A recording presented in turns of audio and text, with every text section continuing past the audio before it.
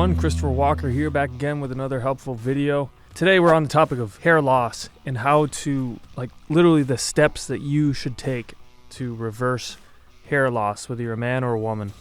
The hair loss is caused for the same reasons. If you want to really get into that topic in terms of why the commonly accepted view of hair loss is actually incorrect and what the real cause of hair loss is and why, if you want to get really into that, I have another video on this channel called The Hair Loss Myth that goes into a ton of detail on it. Go watch that video. In this video, I'm going to be discussing the action steps that you need to take to control the situation and reverse it. So this is going to just be the nitty-gritty, the down and dirty.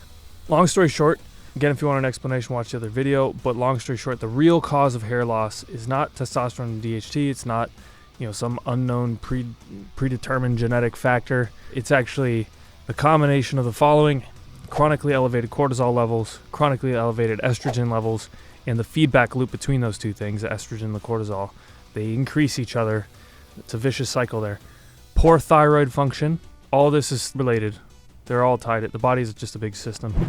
Fourth, the liberation of free fatty acids in the blood, which stimulates estrogen production also. Fifth, chronically elevated prolactin levels. This is extremely common across all groups of people that have hair loss, male pattern baldness. Another thing is basically calcification of the skull tissue, the scalp tissue. There's a lot of mucopolysaccharide accumulation in the scalp tissue. And then last is actually the ratio of there's a ratio drop between protective hormones and stress hormones. So the stress hormones go up, the protective hormones go down. And usually it happens at the same time because of these feedback loops that are involved. This is what causes hair loss, and this is what you can actually control too. You don't have to take drugs for this. No pharmaceuticals necessary, no surgery necessary. You can do this with nutrition, with habit, deconstruction, reconstruction. Your habits, essentially what got you into this situation. That whether it even started earlier or later in life, that's what happened. You need to address the habits that got you into the situation and really re-examine things. And then, but the most efficient way to really get this stuff that I'm going to talk about is through good supplements. If you want to do it quickly, you can do it through changing your nutrition too. Suggestion noted. And by changing your nutrition and your habits, you're actually going to ensure that this issue doesn't rear its ugly head again. Because that's ultimately what caused this in the first place. So the first thing, in terms of controlling your excess estrogen, I recommend the 4-step approach. I'm going to make another video about this on the channel too. First step, methylate the estrogen in your system. Use choline and betaine to do that. They're very efficient estrogen methylators. It'll get that, kind of flush it out of your system, the excess estrogen that's in there. Also, you need to get rid of the place that that excess estrogen is storing itself, which is in your body fat tissue. You need to drop into a nice, healthy body fat range, keep getting leaner until, obviously there's a point where people are too lean, where it's obsessive and crazy. Knock, knock. Hey, pal, you can't just walk in here without holy crap, it's Peter. But get into a zone with your body fat so you look good, you feel good, you're self-reinforcing. You look at yourself in the mirror, you look good. That estrogen, that excess estrogen that's causing your hair loss is being stored in that body fat. Get rid of the body fat. Third is to supplement with the following: vitamin A, K2, and vitamin D. You're deficient in those. The fourth thing is to reduce your exposure to estrogenics in the first place. So there's a lot of estrogenics in our environment.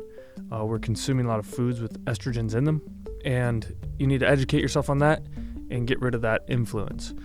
The second thing, like I mentioned, in all cases of hair loss, cortisol is high. So this comes down to really stress management on a physiological and on a psychological level. Psychological stress management, a couple key things. Don't stop reacting to stuff. Most people just react to things in their life. They think they're a victim. They think that they don't even think. That's the thing. They're just reacting. Come and get it. Stuff happens. They react emotionally. It causes them turmoil. It's a self-fulfilling prophecy at a certain point. They're just this victim to the world. Stop acting like that. You don't need to be like that. Live the opposite way. Be a creator. Don't react to things. Think things through and control stuff. Live on your own terms. Another thing is just involved with that is shifting from a negative outlook to a positive outlook. That's really important. Breathing, extremely important. Like we're shifting into the physiological level. This is kind of physiological and psychological. Bookend your day with 10 to 20 minutes of breathing exercises. It seems so simple until you do it. You're gonna see when you do this, it'll radically improve your life. None of us breathe properly. Spend 10-20 minutes every day in a state of actively, deep breathing. Get that oxygen in your body. Also stop eating shitty food. It's causing cellular stress. It's causing the inflammation. Fattening. It's causing the micronutrient deficiencies that are also leading to these hormonal imbalances. In terms of exercising, don't do endurance training. Chronically stresses the body. Focus on heavy lifting, explosive movements, get tons of rest and recovery. All right, third, in terms of lowering prolactin levels, this prolactin is a big culprit in hair loss in terms of, the hormonal shift that's happening. Lowering prolactin, I recommend using ashwagandha, KSM 66, the best type of ashwagandha. One study found a significant 15% drop in prolactin in men taking ashwagandha while simultaneously increasing the protective hormone testosterone by 40%. Remember that ratio is really important. Protective hormones should go up, stress hormones should go down.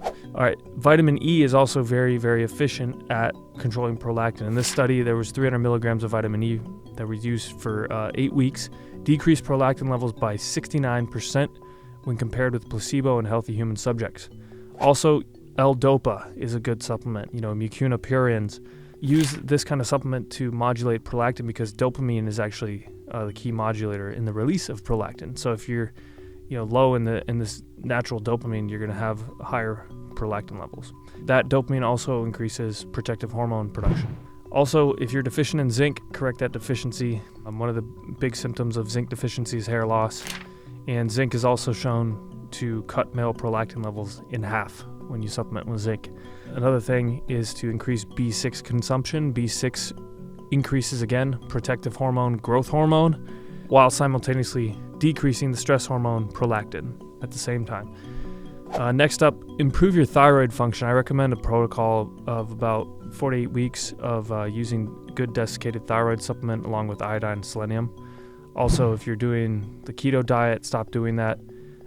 That's part of what's causing this problem, most likely. Keto diet, it's very common for people to lose their hair on the keto diet. Shift to consuming carbohydrates from whole food sources like fruits and tubers, which are like roots. So I don't want to call them vegetables because I don't consider them vegetables. They're basically potatoes, sweet potatoes, squash, turnips, radishes, that sort of stuff. Those are great sources of micronutrients and starchy carbs. Carbs don't make you fat, people. Stop believing that. Just improve your thyroid. All this is gonna come back in and of itself. I'm gonna do a video on the keto subject here because there's probably people that don't know the view on that probably thinking right now that I'm nuts.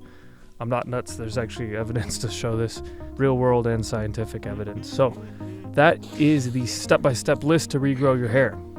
I have hair! I have hair! If you like this video, give it a thumbs up. If you want to see more like it, subscribe to the channel. I'll see you in the next video.